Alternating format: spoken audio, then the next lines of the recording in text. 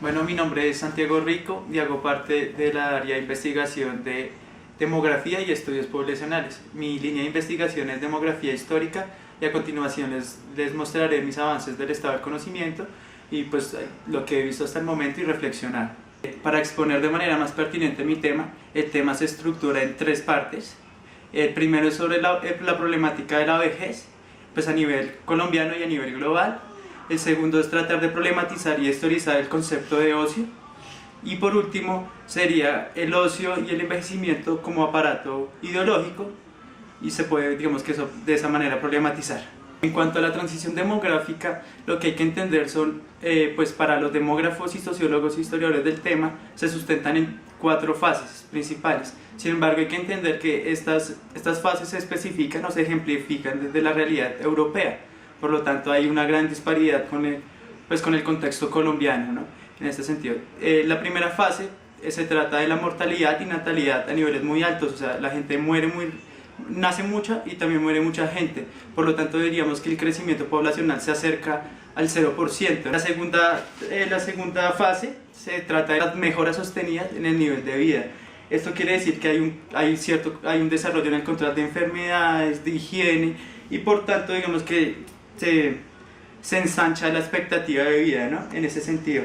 Aumenta también la población y pues digamos que ya no se trata de una figura piramidal donde pues nace mucha gente pero también en el transcurso va muriendo, sino ya va tomando como una figura más de trompo, donde nace menos gente pero la gente se va manteniendo más viva, con mayor expectativa de vida, ¿no? La tercera fase es temporal respecto a la mortalidad, ¿no? Digamos, las poblaciones al introducir higiene pública, educación, digamos que otro tipo de condiciones como reformas pensionales, todo este tipo de cosas, baja el nivel de fecundidad, ¿no? Entonces nace menos gente, pero también la expectativa de vida cada vez crece más.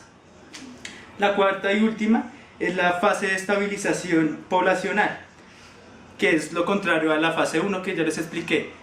O sea, nace muy poca gente, pero esa gente que nace vive mucho. Entonces digamos que el nivel poblacional en este sentido crecería más, pero por la edad y no tanto por la masa. Con respecto a esto, la ONU emitió un comunicado en el 2015 que decía para más o menos en el 2030 la población total de mayores de edad, o sea, a partir de los 60 y 70 años en adelante, va a ser igual a la población joven, lo cual podría implicar para muchos demógrafos y pues intelectuales del tema una crisis del sistema financiero, por lo que en las edades improductivas va a ser la misma proporción que las edades jóvenes, pero las edades jóvenes pues digamos que no van a alcanzar este supor económico y este colchón económico para que las edades mayores se sostengan y puedan tener, digamos, ciertas condiciones de vida. En el caso colombiano, digamos, como se menciona, comienza en un periodo tardío.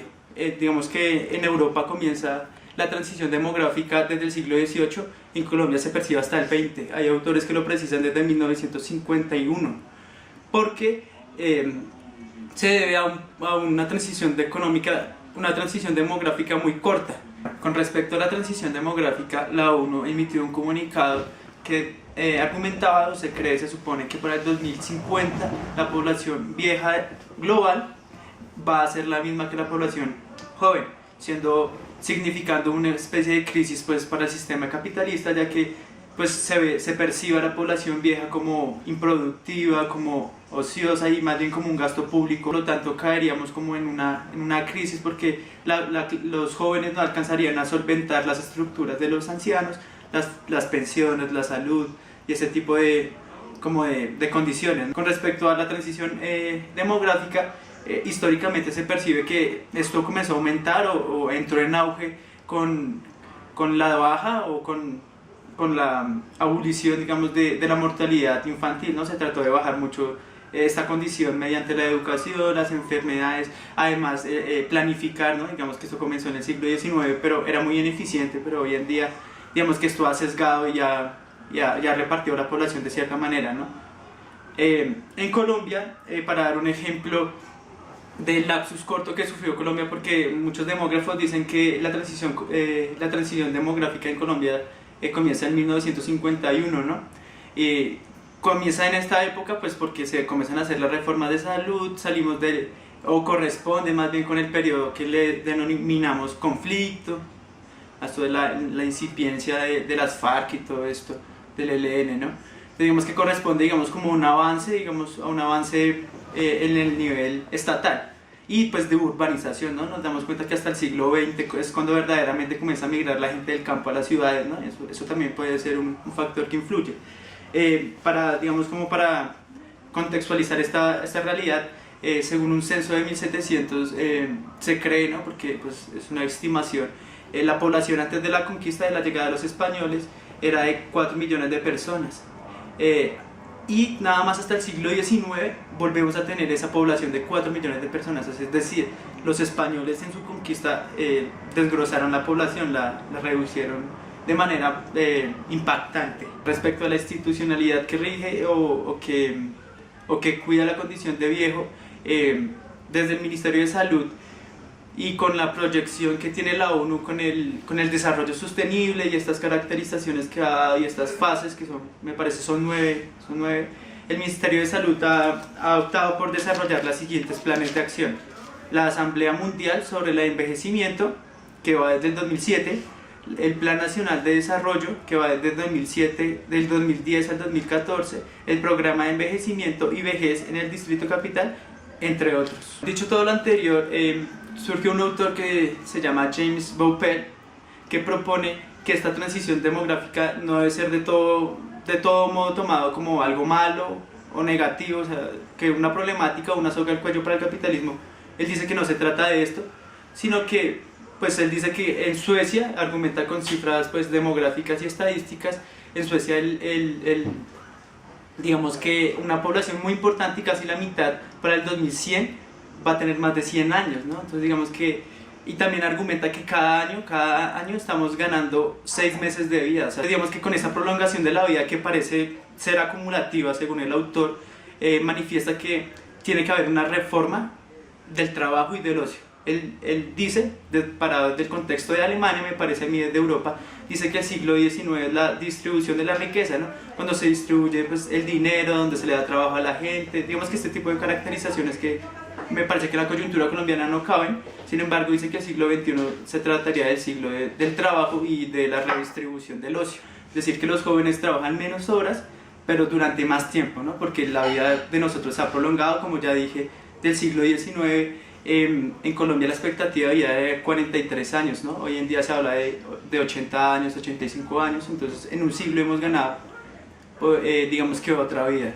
Jane Bowpel con esta apuesta, ¿no?, demográfica y esa redistribución del trabajo y del ocio, pues me pregunto a qué tipo de ocio se está refiriendo, ¿no? Ya que nos damos cuenta que el concepto de ocio en sí tiene un dinamismo histórico muy grande y que hace falta, digamos, que dimensionar, porque históricamente nos damos cuenta que los griegos y los griegos le atribuían la escole, los romanos el otium, argumentaban, Aristóteles principalmente, y múltiples intelectuales argumentaban que el ocio era el momento de mayor crecimiento, el momento en el que una persona se conocía a sí mismo y también aportaba a la sociedad de igual manera, ¿no? Y para Marx y ya más adelante se percibe el ocio como una actitud subversiva, ¿no?, en la que uno se critica a sí mismo, pero también critica su realidad. Sin embargo, nos damos cuenta que el ocio hoy en día no se considera, o es muy poco considerado así en la coyuntura. Desde el siglo XV y antes, la religión comenzó a pensar o a entender el ocio como un momento de vagos, ¿no?, como de ociosos, de gente que no responde bien a las características de la sociedad, decía que eran infieles, que no seguían la palabra de Dios y no trabajaban. Sin embargo, en el Renacimiento y en la Ilustración, con la Revolución Industrial, tomó un carácter más de producción y de no producir. Entonces, teníamos ocio cuando no estábamos trabajando. Recordemos que en este contexto los trabajadores del común, la gran mayoría de las personas, trabajaban más de 80 horas semanales. Y en algunos casos muchísimos más. Algunos de las minas no disfrutaban sino 2 horas diarias de descanso, ¿no? Digamos que era un contexto deprimente.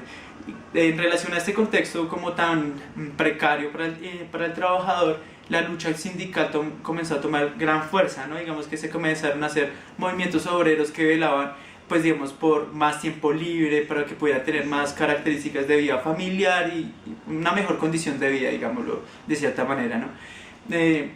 Esta lucha logró que se crearan las cajas de compensación y se diera un tiempo de ocio que pues, se le llamó como las vacaciones del trabajador. Más adelante va a corresponder, digamos, como esta soltura del tiempo de trabajo y del tiempo de descanso, va a corresponder con una crisis que se llama la crisis del 29, en la que estuvo muy presente Keynes, en el cual en ese contexto había tanta producción, había mucha producción y la gente estaba muy endeudada, había mucha producción, pero no había, digamos, quien lo consumiera, ¿no?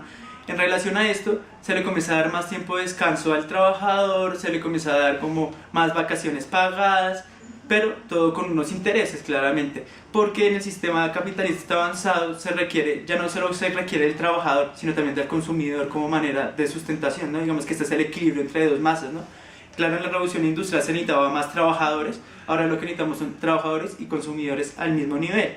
Entonces, digamos que el ocio en la actualidad se percibe ya como una característica de consumo. En este orden de ideas, con la reconstrucción que ya elaboramos sobre el anciano y la vejez en el mundo y en Colombia, digamos que con las categorías de James Baupel, cuando habla de medicina y prosperidad, nos damos cuenta que al hablar de medicina y prosperidad siempre va el ocio muy ligado a la condición, porque el ocio se percibe como una unidad de análisis que está inmersa en todas las estructuras sociales y estructuras de población más que todo, ¿no?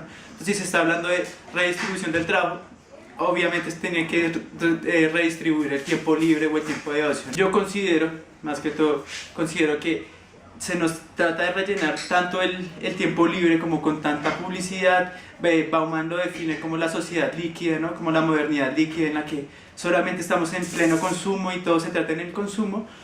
Y retomando a los griegos, a los romanos, a Marx como la actitud más subversiva, considero que si se nos está tratando de rellenar esos espacios de libertad, de tanta reflexión, de autonomía, es con una condicionante de aparato ideológico, y de pronto es para mantener la masa con la vista más baja, no tan problemática hacia su realidad. Digamos que la verdadera problemática no está tanto en las soluciones y cómo nos vamos acercando a esta realidad, porque de verdaderamente existen varias alternativas, sino como siempre de unas categorías ya muy establecidas estamos solucionando esto, digamos, como aportando mucho más bien como al eurocentrismo, ¿no? Y a dejar como ya no a recategorizar tanto esto y las condiciones específicas que pide cada contexto, ¿no? Como es el colombiano, que uno no puede pensarlo desde una perspectiva mundial, sino más bien desde una perspectiva más regional, que valdría la pena analizar y reconceptualizar para no caer, digamos, como